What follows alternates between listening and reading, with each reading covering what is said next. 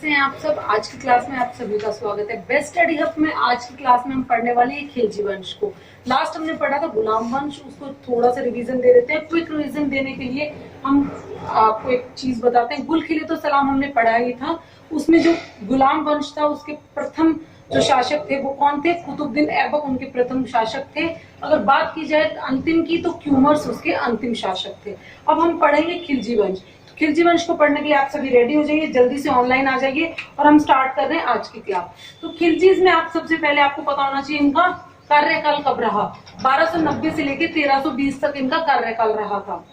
जो खिलजीज हैं इन्होंने दिल्ली सल्तनत में 1290 से लेकर 1320 तक राज किया था। अगर वहीं बात की जाए पहले संस्थापक की, इनका संस्थापक कौन था? तो जो इनका फाउंडर था उसका नाम क्या था?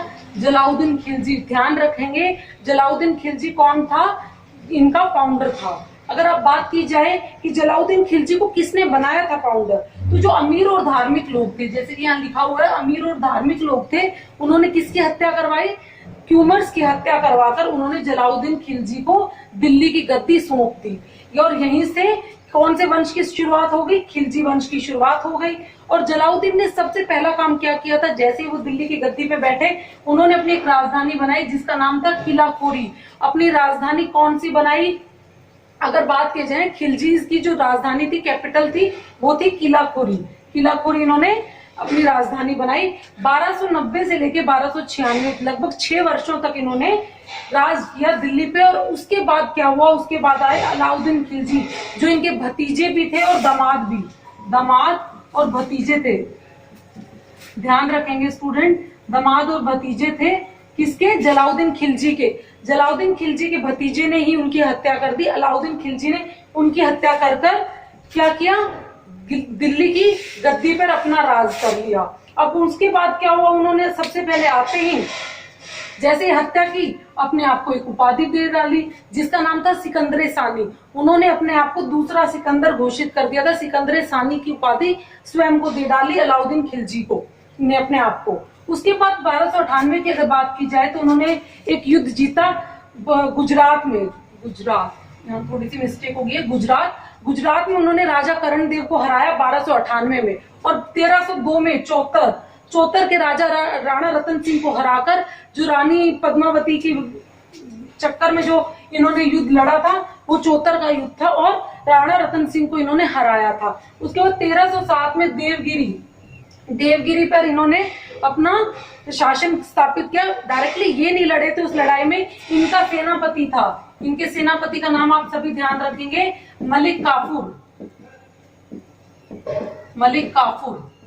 आपने वो मूवी जो पद्मावत मूवी है उसमें भी ये देखेंगे, जो रणवीर सिंह की मूवी है उसमें मलिक काफूर का बहुत इंपॉर्टेंट रोल रहा है। जो इनके सेनापति रहे थे मलिक काफूर, उन्होंने देवगिरी को जीतकर किसे दिया था? अलाउद्दीन खिलजी को भेंट किया था। लगभग पूरा दक्षिण जीतकर मलिक काफूर ने अलाउद्दीन खिलजी को दिया था। इसीलिए मलिक काफूर बहुत इंपॉर्टेंट है। अगर हम बात करेंगे अलाउद्दीन खिलजी की तो मलिक काफूर बिल्कुल इंपॉर्टेंट नाम रहेगा। एक चीज हमने लास्ट की क्लास में पढ़ी थी वो थी अमीर खुसरो।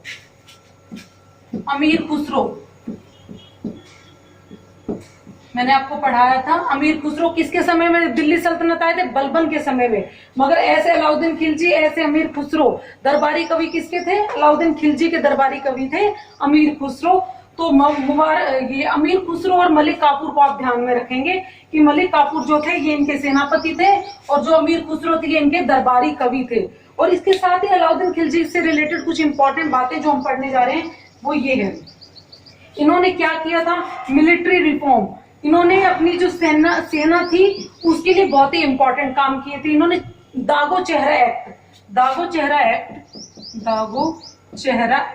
लागू किया था। उसमें क्या रहता था? जो इनकी सेना थी, इनके जो घोड़े थे उनको नगद वेतन दिया जाता था। जो नगद वेतन दिया जाता तो जो सिपाही थे हमारे, उनका हुलिया लिखने की जो प्रथा थी वो किसने शुरू करी थी? अलाउद्दीन खिलजी ने ही शुरू करी थी। कोई भी सैनिक आकर दुगना वेतन ना ले जाए इसलिए उन्होंने उनकी हुलिया लिखने की प्रथा शुरू की थी। अगर उसके बाद बात की जाए दागो चेहरा एक्ट में क्या होता था? जो घोड़े होते थे उनपे मोहर लगा दी जाती थी, उनको दाग दिया जाता था और उनके नाम का जो भी इन्हें पैसा मिलता था या कुछ चीजें मिलती थी वो इजीली मिल जाती थी। उसके लिए दो दो बार भ्रष्टाचार या कोई चालाकी नहीं की जाए सैनिकों के द्वारा, इसलिए ये चीज इन्होंने शुरू करी थी। मिलिट्री रिफॉर्म के टाइम पे बहुत ही इंपॉर्टेंट चीज जो अलाउद्दीन खिलजी ने की थी वो ये की थी, दागो चेहरा एक्ट, और सैनिकों को हुलिया जो लिखने का काम किया था वो अलाउद्दीन खिलजी के समय हुआ था।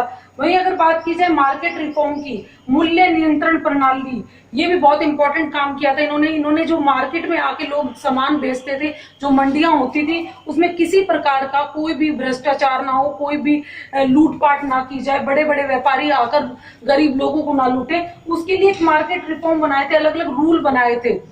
इसके लिए इन्होंने एक पॉलिसी शुरू की थी जिसमें शरीर को काटने, शरीर का उतना मांस का हिस्सा काट लिया जाता था जितना अगर कोई व्यापारी किसी भी चीज में, किसी भी दाम में ऊपर नीचे करता था। मान लो कि 1 किलो की जगह किसी ने 900 ग्राम कोई चीज दी है, तो उस व्यापारी के शरीर से 100 ग्राम का मांस काट लिया जाता था। इस प्रकार की पनिशमेंट्स इनके द्वारा दी जाती थी, जिसकी वजह से भ्रष्टाचार पे काफी हद तक कंट्रोल किया गया था। और बात की जाए इतिहास में जो इन्फ्लेशन कंट्रोल किया गया था, इन्फ्लेशन कंट्रोल जो किया गया था वो भी किसके द्वारा किया गया था?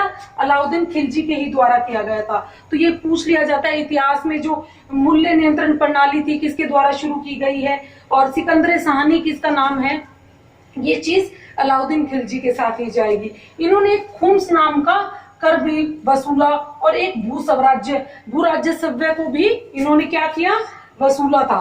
तो अगर बात की जाए भू स्वराज की, तो उन्होंने आधा जो उपजाऊ जमीन थी उसके आधे हिस्से का जो टैक्स लिया जाता था, जमीन जितनी भी फसल होती थी उसका आधा हिस्सा आपको राजा को देना होता था। तो इसलिए क्या है कि इन्होंने इस कर को बढ़ा दिया था, जिसकी वजह से लोगों ने इनके खिलाफ विरोध भी किया था, परंतु राजा था तो इनको इतना टैक्स मिल ही जाता था। अगर बात की जाए खुम्स की, तो ये भी एक प्रकार की क्या था? टैक्स ही था। ये था लूट का धन। इस टैक्स को कहा जाता है लूट का धन। अगर बात की जाए लूट के धन की, तो कोई भी अगर सेना गई है, अगर अलाउद्दीन खिलजी ने कहीं भी लूटपाट की है, उसका जो लूट का धन था उसको कैसे वितरण होता था, उसका कैसे डिवीजन होता था, उसमें क्या रहता था कि जो पहले ये क्या करता था, अलाउद्दीन खिलजी को आधा हिस्सा दिया जाता था, फिर इन्होंने 3/4 हिस्सा अपने आप को दिया, और 1/4 किसको दिया जाता था? इनकी सेना को दिया जाता था। जो भी लूट का धन आता था उसका 3/4 भाग जो था वो अलाउद्दीन खिलजी अपने पास रखता था, और 1/4 भाग सेना को दिया जाता था। तो ये भी एक टाइप का कर है जो अलाउद्दीन खिलजी के द्वारा ही चलाया गया था। तो ध्यान रखेंगे कौन से 2 टैक्स हैं, खुम्स और भू स्वराज्य, दोनों ही टैक्स किसके द्वारा चलाए गए थे? अलाउद्दीन खिलजी के द्वारा। अब इसके बाद बात करते हैं अलाउद्दीन खिलजी के बाद कौन आए। अलाउद्दीन खिलजी के बाद जो इम्पोर्टेंट तो नहीं कह सकते, मगर जो अगला राजा था जिन्होंने दिल्ली की गद्दी संभाली, उनका नाम था मुबारक खिलजी। ध्यान रखेंगे ये नाम, ये बहुत ही रंगीन किस्म के, रंगीन मिजाज के पर्सनैलिटी थी। क्या करते थे, इनको महिलाओं और पुरुषों का साथ बड़ा अच्छा लगता था, ये दरबार में नाचने लग जाते थे, कई बार स्त्रियों के वस्त्र पहन के दरबार में पहुंच जाते थे। बहुत ज्यादा कंट्रोलेबल राजा तो नहीं थे, मगर एक इम्पोर्टेंट नाम कह सकते हैं, क्योंकि अलाउद्दीन खिलजी के बाद मुबारक खिलजी आए थे। और अगर बात की जाए अंतिम शासक की, अगर अंतिम शासक पूछा जाएगा खिलजी वंश का, तो आप सभी को ध्यान रखना है नसरुद्दीन खुसरो शाह। ये नाम आपको बिल्कुल ध्यान रखना है कि खिलजी वंश का अंतिम शासक कौन था? नसरुद्दीन खुसरो शाह। ये इंपॉर्टेंट नाम है, ये अंतिम शासक थे, अंतिम शासक खिलजी वंश के। और एक इंपॉर्टेंट चीज ये है कि पूरी दिल्ली सल्तनत में जो एकमात्र हिंदू शासक था वो कौन थे? यही थे, नसरुद्दीन खुसरो शाह एकमात्र हिंदू शासक थे। तो ध्यान रखेंगे, हमने अभी खिलजी वंश पढ़ा है, इसके संस्थापक थे जलाउद्दीन खिलजी। इनकी हत्या कर कर अलाउद्दीन खिलजी जो इनके दामाद और भतीजे थे, उन्होंने राज हड़प लिया, और उसके बाद उन्होंने अपने आप को जो उपाधि दी वो सिकंदर शाहनी की उपाधि दी। 3 इंपॉर्टेंट जो लड़ाइयां हमने डिस्कस की हैं, गुजरात, चौतर और देवगिरी की, वो आपके सामने है। इनका सेनापति था मलिक काफूर। अगर बात की जाए दरबारी कवि की, तो अमीर खुसरो को भी आप भूलेंगे नहीं, इंपॉर्टेंट नाम है। इन्होंने जो अपने टाइम पीरियड में काम किया वो है दागो चेहरा एक्ट, नगद वेतन देने का काम इन्होंने ही शुरू किया था। सैनिकों का हुलिया लिखने का काम भी इनके द्वारा ही शुरू किया गया था। अगर बात की जाए बाजार को कंट्रोल करने के लिए, इन्होंने 2 ऑफिसर्स को भी अपॉइंट किया था। उन ऑफिसर्स का नाम है शहना मंडी, शहना ए मंडी, और दूसरा नाम है बरीद ए मंडी।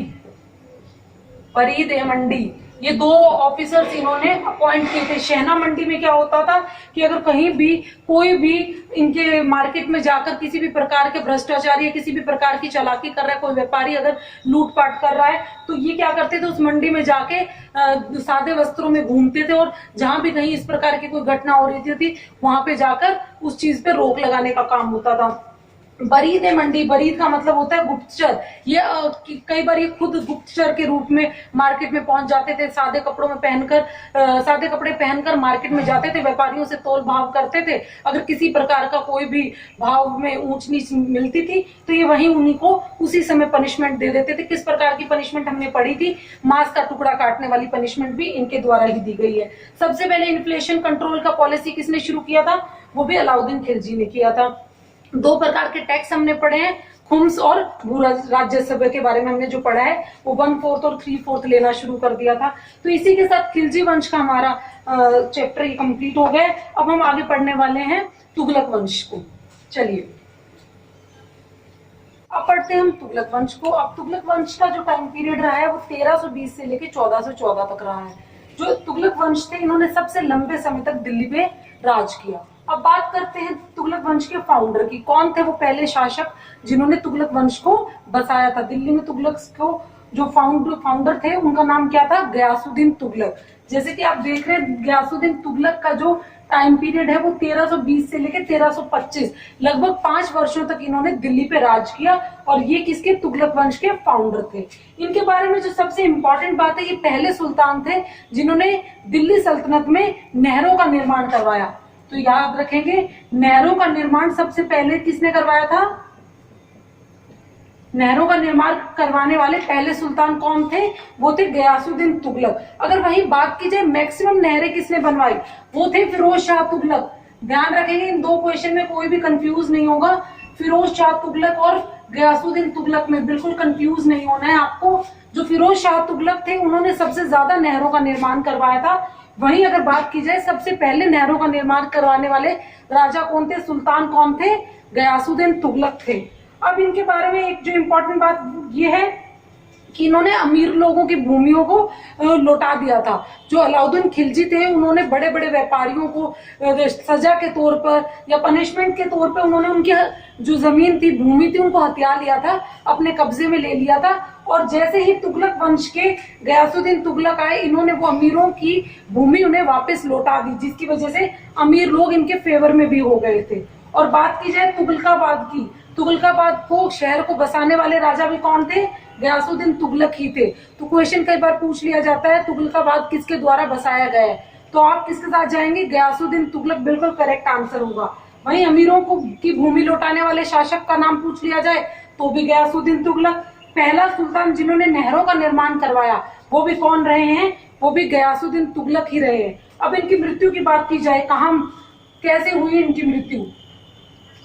ये युद्ध लड़कर आ रहे थे, जैसे ही युद्ध से वापसी आ रहे थे अपने महल की तरफ, रास्ते में जूना खां के द्वारा बनाया गया एक लकड़ी का महल था जिसके नीचे दबकर इनकी मृत्यु हो गई थी। ध्यान रखेंगे, जूना खां कौन थे? जूना खां मोहम्मद बिन तुगलक का ही दूसरा नाम था जूना खां। जूना खां के द्वारा बनवाया गया जो ये लकड़ी का महल था, इसके नीचे दबकर इनकी मृत्यु हो गई थी। तो ध्यान रखेंगे, कुछ लोगों का कहना ये भी है कि इन्हें जानबूझ के वहां मरवाया गया था, ये एक साजिश के तहत यहाँ लकड़ी के महल के नीचे दबकर मर गए थे। तो ठीक है, इसी के बाद क्या पढ़ेंगे? गयासुद्दीन तुगलक के बाद कौन आते हैं? मोहम्मद बिन तुगलक, MBT। ध्यान रखेंगे, मोहम्मद बिन तुगलक ये बहुत योग्य शासक थे। वैसे तो बहुत पढ़े लिखे भी थे, बहुत ज्यादा पढ़ाई इन्होंने की हुई थी, परंतु इन सब चीजों के बावजूद इन्हें पागल, सनकी और असफल सुल्तान कहा गया। उसका कारण था, उनके पीछे काफी कारण थे जिनको हम पढ़ेंगे। इन्होंने 1325 से लेकर 1391 तक शासन किया दिल्ली पे, परंतु ये बहुत ज्यादा विद्वान और योग्य होने के बावजूद इतना ज्यादा लोगों के दिलों में जगह नहीं बना पाए और इन्हें पागल, सनकी और असफल सुल्तान ही घोषित कर दिया गया था लोगों के द्वारा। इन्होंने एक जो इम्पोर्टेंट काम किया था, जो सबसे अच्छा काम किया था, वो था सती प्रथा। दिल्ली सल्तनत में पहला वो सुल्तान जिन्होंने सती प्रथा को समाप्त किया था। ध्यान रखेंगे स्टूडेंट, ये इंपॉर्टेंट चीज है। सती प्रथा को समाप्त करने वाले पहले राजा का नाम क्या है? वो है मोहम्मद बिन तुगलक। सबसे पहले इन्होंने किया था। इनके बाद मुगल्स आए थे, जैसे हुमायूं, अकबर, औरंगजेब, ये सब मुगल्स थे जिन्होंने क्या किया था? सती प्रथा को समाप्त करने की कोशिश की थी, परंतु सबसे पहले समाप्त करने वाले कौन थे? वो थे मोहम्मद बिन तुगलक। और अंत में किन्होंने किया था? विलियम बेंटिक की मदद से। विलियम बेंटिक की मदद से क्या होगा था? पूर्ण रूप से सती प्रथा को भारत से हमेशा के लिए खदेड़ दिया गया था। और अगर बात की जाए पहली बार सती प्रथा को समाप्त करने का किसने काम किया था? वो किया था मोहम्मद बिन तुगलक। ध्यान रखेंगे, एक अच्छा काम जो इन्होंने अपने कार्यकाल में किया था वो यही था कि सती प्रथा पे इन्होंने काम किया था। अब जो इन 5 महत्वपूर्ण योजनाएं, 5 योजनाएं थी जो इनकी असफल हो गई थी, जिनके असफल होने के कारण इन्हें पागल सन की और असफल सुल्तान कहा गया, उनको हम डिस्कस करते हैं। सबसे पहला काम तो क्या था? इन्होंने अपनी राजधानी बदल दी। सबसे पहले इन्होंने राजधानी बदली। इन्होंने दिल्ली से दौलताबाद, दिल्ली से अपनी राजधानी क्या कर दी? दौलताबाद, जिसे उस समय देवगिरी भी कहा जाता था। इन्होंने सोचा कि मैं नॉर्थ इंडिया और साउथ इंडिया दोनों को कंट्रोल करने के लिए कहीं एक बीच में मुझे अपनी राजधानी बनानी चाहिए। बार बार अरब की तरफ से भी अटैक हो रहे थे, तो दिल्ली को अटैक से बचाने के लिए इन्होंने सबसे पहले आते हैं दिल्ली से अपनी राजधानी किसको बना दिया? दौलताबाद। तो दौलताबाद को जैसे ही किया, उधर से अरबों ने दिल्ली पे अटैक कर दिया और इधर से ये साउथ को भी कंट्रोल नहीं कर पाए। इनके अपने लोगों ने इनका साथ छोड़ दिया था। जब ये लोग दिल्ली से दौलताबाद के लिए निकले, तो जब ये दौलताबाद पहुंचे थे तो इनके साथ जितनी सेनाएं थी उनमें से कोई भी नहीं था। वापसी में से सभी लोगों ने इनका साथ छोड़ दिया था। और ये जो इनकी सबसे पहली गलती, जो राजधानी बदलने की, ट्रांसफर करने की, कैपिटल को इन्होंने जो ट्रांसफर किया, वो बहुत ही गलत इनका फैसला था। तो पहली गलती। इसके बाद इन्होंने जो दूसरी गलती की अपने शासनकाल में, वो थी टोकन करेंसी। जो टोकन करेंसी थी उसको ही बदल दिया, जो करेंसी थी उसको बदल डाला। इन्होंने क्या किया? जो हमारे इल्तुतमिश के समय से टंका और जीटल चल रहे थे, उनको इन्होंने बदलकर कहा कि आप मेरे पास तांबे के सिक्के ले आए और इसके बदले सोने और चांदी के सिक्के ले जाए। इन्होंने अपनी जो करेंसी बदली, तो लोगों ने क्या किया? उनके घरों में जो तांबे के बर्तन थे, पीतल के बर्तन थे, उनको ही रातों रात सिक्कों में बदल लिया और राजा के राजकोष में सबमिट करवा गए और बदले में सोना और चांदी ले गए, जिसकी वजह से इनका पूरा घाटा हो गया और पूरे जो इनका राजकोष था पूर्ण रूप से समाप्त हो गया था। अब इसके बाद इन्होंने जो तीसरी गलती कही, तीसरी गलती जो बहुत ही इंपॉर्टेंट गलती थी, जो आज के टाइम में खुरासान कहाँ है? अफगानिस्तान में है आज के समय में। इन्होंने क्या किया? जो ये अरब से, मुगल्स थे, सब कहाँ आते थे? ये लूटने के लिए आते थे। और इन्होंने जो सबसे पहले क्या काम किया? अपनी सेना को तैयार किया कि मैं अपनी सेना को तैयार करूंगी और अगली बार जो खुरासान आएंगे, अफगान नहीं आएंगे, अफगान की तरफ से जो लूटने आते थे भारत को, वो लोग इस बार भारत आएंगे तो उनपे हम पहले अटैक कर देंगे। और हुआ क्या? इन्होंने पूर्ण रूप से अपनी तैयारी कर ली थी। इनके साथ कुछ राजा और मिले हुए थे भारत के ही, दक्षिण भारत के। उन लोगों ने अंतिम समय में इनका साथ छोड़ दिया और पूरी सेना को अंतिम समय में भंग करना पड़ा। पूर्ण रूप से इन्होंने खर्चा किया, पूरी सेना तैयार की, सेना को तैयार करके बिल्कुल मैदान में खड़ा कर रखा था कि क्या हुआ? इनके जो साथ में और जो लोग थे, उन्होंने इनका साथ छोड़ दिया और सेना को भंग करना पड़ा। और एक बार फिर से खुरासान लोग, जो अफगान के लोग थे, उन्होंने आकर इनको अटैक कर दिया और लूट कर फिर से चले गए। इनकी जो चौथी गलती थी, डेक्कन। डेक्कन एक बहुत इंपॉर्टेंट जगह थी, उस समय काफी ज्यादा फर्टाइल लैंड थी, बहुत उपजाऊ भूमि थी वहां की। और इन्होंने क्या किया? वहां का लैंड रेवेन्यू, वहां का जो कर था, भू राजस्व था, उसको इंक्रीज कर दिया। परंतु हुआ क्या? उस समय उसी साल वहां पर अकाल पड़ गया और वहां के लोग भूख से मर रहे थे। और इधर से राजा ने वहां का लैंड रेवेन्यू, जो टैक्स था, लैंड टैक्स था, उसको इंक्रीज कर दिया था, जिसकी वजह से लोग इनके विरुद्ध हो गए थे। तो लोग विरुद्ध हुए।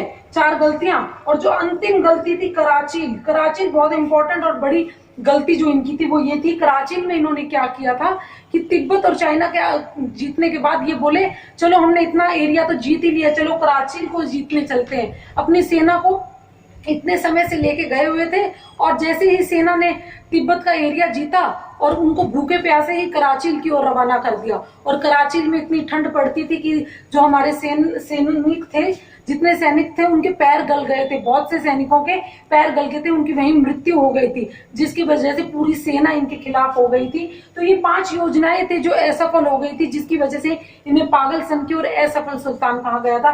कौन कौन सी थी एक बार फिर से देख लीजिए। राजधानी को बदल दिया था, करेंसी बदल दी थी इन्होंने। खुरासान की जो सबसे बड़ी गलती हुई इनसे, कराची की गलती, और डेक्कन में जैसे ही इन्होंने टैक्स को बढ़ाया वैसे ही वहां पे सूखा और अकाल पड़ गया। तो ये 5 गलतियां इनकी लाइफ की बड़ी गलतियां थी, जिसकी वजह से लोगों ने इनको पागल और सन की राजा कहा। अगर बात की जाए इनके समय काल में, एक इंपॉर्टेंट नाम आया था इब्न बतूता। इब्न बतूता कहाँ का यात्री था, पूछ लिया जाता है इब्न बतूता कहाँ से आया था, तो याद रखेंगे मोरक्को से आया था। ये मोरक्को का रहने वाला यात्री था, और किसके समय में भारत आया, मोहम्मद बिन तुगलक के समय में ये भारत आए। और इन्होंने एक बहुत ही इंपॉर्टेंट जो किताब लिखी है उसका नाम आपके सामने है, रहला और सफरनामा, दोनों एक ही नाम है। सफरनामा या रहला नामक की पुस्तक किसके द्वारा लिखी गई थी, इब्न बतूता के द्वारा लिखी गई थी। ध्यान रखेंगे काफी बार प्रीवियस ईयर में ये क्वेश्चन पूछा गया है आपसे कि सफरनामा या रहला नामक पुस्तक किसके द्वारा लिखी गई है, तो वो लिखी गई है इब्न बतूता के समय। मोरक्को का यात्री था, और इब्न बतूता जैसे ही भारत आया तो मोहम्मद बिन तुगलक ने इसे क्या बनाया, इसे काजी बना दिया, धार्मिक गुरु की उपाधि दे दी। जैसे ही इब्न बतूता इनके दरबार में आया तो काजी का पद दे दिया गया था इब्न बतूता को, किसके द्वारा, मोहम्मद बिन तुगलक के द्वारा। और जो इनकी इंपॉर्टेंट चीज है जिन्हें हम डिस्कस करते हैं, ये था कि इन्होंने अपने जो दरबार में हिंदुओं को बड़े बड़े पद दिए हुए थे। इनसे हिंदू काफी खुश थे, इसलिए क्योंकि इन्होंने हिंदुओं को बड़े बड़े पद दे दिए थे। इनके दरबार में ज्यादातर जो सैनिक थे या जो बड़ी मंत्री थे वो सभी क्या थे, हिंदू थे। अगर बात की जाए, एक डिपार्टमेंट इन्होंने बनाया था, दीवाने कोही। दीवाने कोही क्या है, दीवाने कोही एक एग्रीकल्चर डिपार्टमेंट था, जो बड़े बड़े मतलब बड़े बड़े इनको क्या दिया जाता था, लोन दिया जाता था। कोई भी किसान थे, व्यापारी थे, जमींदार थे, उनको लोन दिया जाता था, उनके हक में फैसले लिए जाते थे। तो वो कौन से डिपार्टमेंट के अंदर आते थे, दीवाने कोही एग्रीकल्चर डिपार्टमेंट था, जो किसके द्वारा शुरू किया गया था, मोहम्मद बिन तुगलक के द्वारा शुरू किया गया था। और ये अपने दरबार में होली मनाते थे। तो हिंदू अगर इनके दरबार में ज्यादा थे तो ऑटोमेटिकली होली का त्योहार इनके दरबार में बहुत अच्छे से मनाया जाता था। अगर बात की जाए मोहम्मद बिन तुगलक की मृत्यु की, तो इनकी मृत्यु कहाँ हुई थी, इनकी मृत्यु हुई थी सिंध में। इनकी मृत्यु सिंध में तेज बुखार के कारण हुई थी। तो जो मोहम्मद बिन तुगलक है उनकी मृत्यु 1351 में सिंध में हुई थी। तो इसी के साथ हमने मोहम्मद बिन तुगलक को पढ़ लिया है। और अगर हम तुगलक वंश के एक अगले इंपॉर्टेंट राजा की बात करें तो वो है फिरोज शाह तुगलक, उसको हम पढ़ने जा रहे हैं। अभी जल्दी से फिरोज शाह तुगलक को पढ़ते हैं। चलिए, पढ़ रहे थे तुगलक वंश। तुगलक वंश में जैसे ही मोहम्मद बिन कंप्लीट हुआ था, मोहम्मद बिन तुगलक की जैसे ही सिंध में तेज बुखार से मृत्यु हुई, तो फिर वहां कौन आए, उनके ही चचेरे भाई फिरोज शाह तुगलक। जो ये थे फिरोज शाह तुगलक, ये उनके ही चचेरे भाई थे।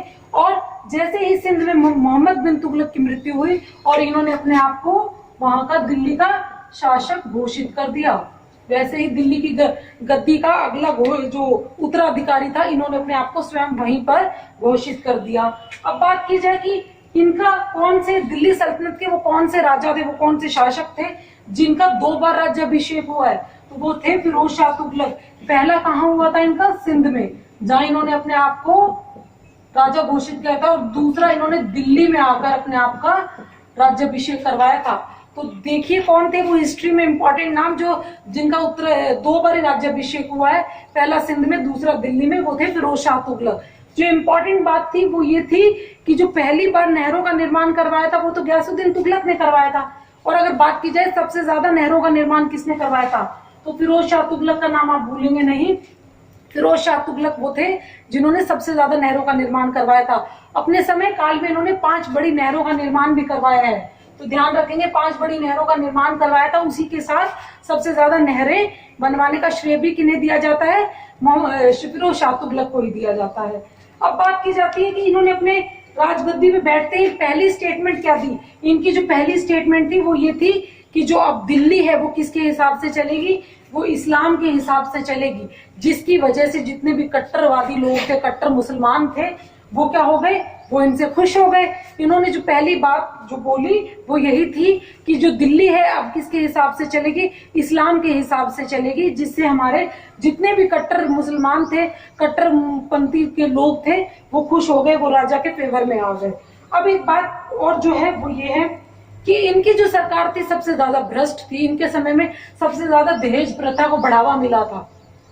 इनकी सरकार के समय क्या होता था, जितने भी मंत्री थे वो सारे के सारे भ्रष्टाचार से लिप्त थे। दहेज प्रथा को बहुत ज्यादा बढ़ावा दिया जाता था। और इन्होंने क्या कहा था, इन्होंने कहा था कि अब जितने भी टैक्स हैं, जितने भी कार्य होंगे हमारे, वो सब किसके द्वारा होंगे, वो इस्लाम या कुरान के मुताबिक लिए जाएंगे, उनके हिसाब से ही किया जाएगा। इन्होंने जो सबसे पहला काम, और ये करने के बाद दूसरा काम क्या किया, पहला काम तो इन्होंने ये किया ही था कि इस्लाम के हिसाब से चला दिया था सब कुछ। और दूसरा काम क्या किया था, वो किया था कि इनके समय में 33 टैक्स लिए जाते थे, 33 प्रकार के टैक्स लिए जाते थे। परंतु ये कट्टर मुसलमान थे, कुरान के मुताबिक इन्होंने उन 33 टैक्सेस को खत्म कर क्या कर दिया था, सिर्फ 4 प्रकार के टैक्स लिए जाते थे। और वो 4 प्रकार के टैक्स कौन कौन से थे, स्क्रीन पे आप देख लीजिए। पहला टैक्स था खराज, जिसे लैंड टैक्स भी कहा जाता था। भूमि का 1/10 हिस्सा किसको दिया जाता था, राजा को दिया जाता था। जितनी भी उपज होती थी, जितनी भी फसल होती थी, उसका 1/10वां हिस्सा राजा को दे दिया जाता था। दूसरा जो टैक्स है वो कौन सा था, जजिया कर। जजिया टैक्स क्या था, सुरक्षा टैक्स था। ये एक प्रकार का, अगर आपको इनके राज्य में सुरक्षित रहना है तो आपको राजा को टैक्स देना होगा, आपको उन्हें पैसे पे करना पड़ेगा, जिसकी वजह से लोग इनका विरुद्ध हो गए थे। और जो इन्होंने सबसे इंपॉर्टेंट काम किया, तो इंपॉर्टेंट तो नहीं कह सकते, मतलब जिसके ऊपर क्वेश्चन बनता है, वो ये था कि जजिया कर ब्राह्मणों पे लागू करने वाला। ब्राह्मणों पे लागू करने वाला कौन सा राजा था, इन्होंने जो ब्राह्मण थे उन पे भी जजिया कर लागू कर दिया था, उनसे भी ये टैक्स वसूलना शुरू कर दिया था। तो ब्राह्मणों पे जजिया कर लगाने वाला राजा का नाम क्या था, फिरोज शाह तुगलक। ध्यान रखेंगे इस चीज का, सुरक्षा करता है एक प्रकार का ये। और जो तीसरा टैक्स था वो था ज़काता। ये एक धार्मिक टैक्स था, हर प्रकार के धर्म के लोगों से लिया जाता था। जो उनकी इनकम थी उसका 2.5%, 2.5% उनसे राजा ले लेता था, राजा को देना होता था। उनकी जो टोटल नेट इनकम थी उसका 2.5% धार्मिक या जकाता के रूप में राजा लेता था। और जो चौथा था वो था खुम्स, जो हमने पढ़ा ही था, खुम्स लूट का धन। जो लूट का धन होता था उसका 1/5 पार्ट राजा को दिया जाता था, और बाकी का बचा हुआ सेना के जो सेनापति थे वो आपस में बांट लेते थे। तो ये 4 टैक्स थे जो जिन्हें 33 टैक्सेस को खत्म कर 4 टैक्सों में खत्म कर दिया गया था, 4 टैक्सेस के ऊपर बंद किया था। वो 4 टैक्स इस प्रकार थे। चलिए, इसके बाद जो इन्होंने इंपॉर्टेंट और काम किए, इन्होंने भी कई डिपार्टमेंट, जैसे इनके भाई ने किए थे, एग्रीकल्चर डिपार्टमेंट खोला था, वैसे इन्होंने एक डिपार्टमेंट था दारुल सिफा। दारुल सिफा, इन्होंने सरकारी अस्पतालों का निर्माण किया था। जितने भी बीमार लोग थे उनके लिए उन्होंने ये एक डिपार्टमेंट या एक सरकारी अस्पताल की सुविधा प्रोवाइड करवाई थी दारुल सिफा के नाम से। जो दूसरा डिपार्टमेंट था वो था दीवाने खैरात। दीवाने खैरात में क्या होता था, जितने भी गरीब लोग थे, अनाथ बच्चे थे, महिलाएं थी, विधवा थी, उनके विवाह के लिए उनको खैरात दी जाती थी, उनको पैसा दिया जाता था किसी प्रकार से।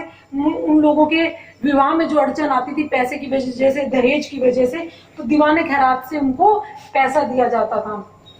अगर वहीं बात की जाए तीसरे डिपार्टमेंट की, दीवाने इस्तेखाक। दीवाने इस्तेखाक में क्या होता था कि इसमें पेंशन सिस्टम था। इन्होंने, ये पहले सुल्तान थे जिन्होंने बूढ़ों को पेंशन दी थी। तो ध्यान रखेंगे, अगर हिस्ट्री में क्वेश्चन बनता है कि सबसे पहले पेंशन की व्यवस्था शुरू करने वाला राजा कौन था, तो फिरोज शाह तुगलक था। उन्होंने ये एक डिपार्टमेंट ही बना डाला था बूढ़ों की पेंशन के लिए। अगर बात की जाए, एक चीज इन्होंने और बोली थी कि हर चीज में, जैसे इनके भाई ने हिंदुओं को सबसे ऊपर रखा था, इन्होंने हर डिपार्टमेंट में, हर जगह किसको तवज्जो दी, किसको बढ़ावा दिया, मुसलमानों को ही बढ़ावा दिया। हर जगह मुसलमानों को प्रेफरेंस दी जाती थी, जिसकी वजह से इन्हें कट्टर मुसलमान भी कहा जाता। अगर ये इस प्रकार की स्टेटमेंट्स ना देते कि कुरान के हिसाब से चलेगी, इस्लाम के हिसाब से चलेगा, या जो होगा सबको प्रेफरेंस मुसलमानों को पहले दी जाएगी, इस प्रकार की अगर इन्होंने अपने लाइफ में स्टेटमेंट्स नहीं दी होती, तो क्या होता, अकबर से भी महान शासक होते। परंतु ये कट्टर मुसलमान थे, इस प्रकार के स्टेटमेंट्स की वजह से लोगों के दिलों में जगह नहीं बना पाए। और एक बात इंपॉर्टेंट ये भी है, इन्होंने रोजगार डिपार्टमेंट लोगों को रोजगार देने के लिए एक डिपार्टमेंट बनाया था। और जो एक इम्पॉर्टेंट चीज ये है कि इनका एक डिपार्टमेंट था दीवाने बंदगान। दीवाने बंदगान ध्यान रखेंगे, इसके अंदर दासों का एक डिपार्टमेंट था। जो इनके दास थे उनका एक डिपार्टमेंट बना दिया था इन्होंने, इस्लाम के प्रचार के लिए उन सभी दासों को लगा दिया था। इनके समय में 1,80,000 दास हुआ करते थे। तो सबसे ज्यादा जो संख्या थी दासों की, सबसे ज्यादा संख्या किसके समय में थी? फिरोज शाह तुगलक के समय में सबसे ज्यादा संख्या किसकी थी? बंदगान या दासों की थी। तो ध्यान रखेंगे। इसी के साथ फिरोज शाह तुगलक तो कंप्लीट हुआ। और अगर हम बात करें तुगलक का अंतिम शासक कौन था, ध्यान रखेंगे तुगलक का अंतिम शासक था नसरुद्दीन मोहम्मद। ध्यान रखेंगे, इस नाम को भी पूछ लिया जाता है। तुगलक वंश के अंतिम शासक का नाम क्या था? तो नसरुद्दीन मोहम्मद था। ध्यान रखेंगे तुगलक और खिलजीज के अंतिम शासक में बिल्कुल कंफ्यूज नहीं होना है। उनका नाम था नसरुद्दीन खुसरो शाह। जो हमने पढ़ा था खिलजीज के अंतिम शासक की बात करें तो उनका नाम था नसरुद्दीन खुसरो शाह। वहीं अगर तुगलक के अंतिम की बात करेंगे तो नसरुद्दीन महमूद नाम था। तो इसी के साथ तुगलक वंश आज हमारा कंप्लीट हो गया है। जो अब तक हमने पढ़ा है उसको पूरे ध्यान से पढ़िए। कोई भी डाउट हो आप मुझसे पूछ सकते हैं। Thank you and like and share the video. Thank you so much.